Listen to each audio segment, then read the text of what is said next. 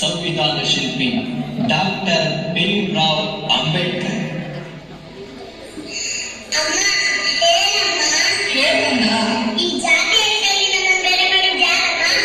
ನಂಗೆ ಗೊತ್ತಿಲ್ಲಪ್ಪ, ಇದನ್ನೇ ಎಂದು ಒಪ್ಕೊಂಡಿದ್ದಾರೆ.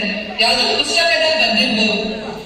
ಮಹಾನಾಯಕ ಡಾಕ್ಟರ್ ಭೀಮ್ರಾವ್ ಅಂಬೇಡ್ಕರ್.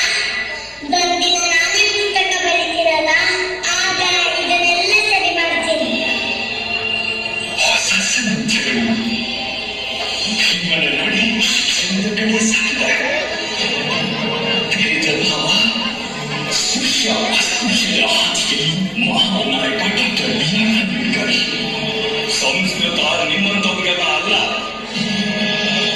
ಸಾವಿರಾರು ವರ್ಷಗಳಿಂದ ನಮ್ಮನ್ನ ಕೀಳು ಜಾತಿ, ಶೂದ್ರ, ಅಸ್ಪೃಶ್ಯರನ್ನಾಗಿ ಮಾಡಿ ಈ ಸಮಾಜದಿಂದ ಹೊರಗಿಟ್ಟಿದ್ರು.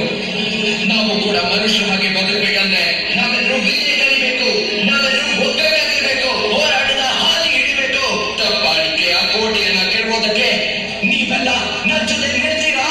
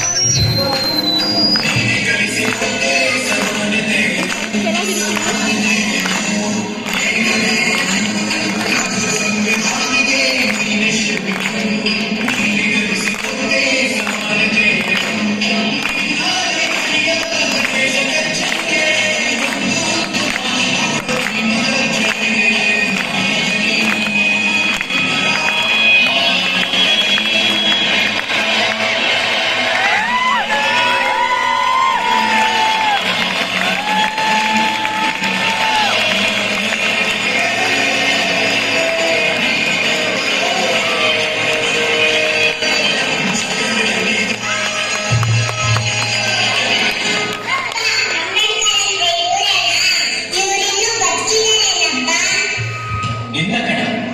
ಆದ್ರೆ ಅವರು ಬರೆದಿರೋ ಸಂವಿಧಾನ ಇದು ಜೀವಂತವಾಗಿದೆ. ಎಷ್ಟೋ ಜನರನ್ನ ಜೀವಂತವಾಗಿರಿಸಿದೆ.